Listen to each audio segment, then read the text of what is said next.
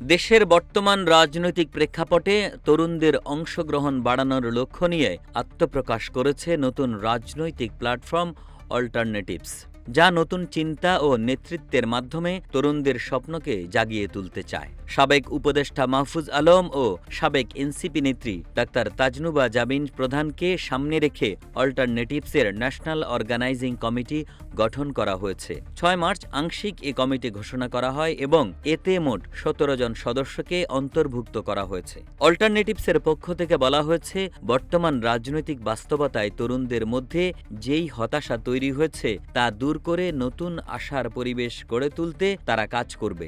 বিশেষ করে জুলাইয়ের ছাত্র জনতার হারিয়ে যাওয়া স্বপ্নকে আবারও জাগিয়ে তুলতে উদ্যোগ নেওয়া হয়েছে। লক্ষ্য পূরণে নতুন কমিটি দেশের বিভিন্ন জেলায় সাংগঠনিক কার্যক্রম পরিচালনা করবে এবং ছাত্র, শ্রমিক, কৃষক সহ সাধারণ মানুষদের সঙ্গে সংলাপ ও যোগাযোগ বাড়াবে। আগামী কয়েক মাসে জনসংযোগ ও সফরের মাধ্যমে তৃণমূল পর্যায়ে সংগঠনকে শক্তিশালী করার পরিকল্পনা রয়েছে। এর আগে গত ৮ ফেব্রুয়ারি ঢাকায় একটি আলোচনা সভার মধ্য দিয়ে অল্টারনেটিভস আনুষ্ঠানিকভাবে যাত্রা শুরু করে।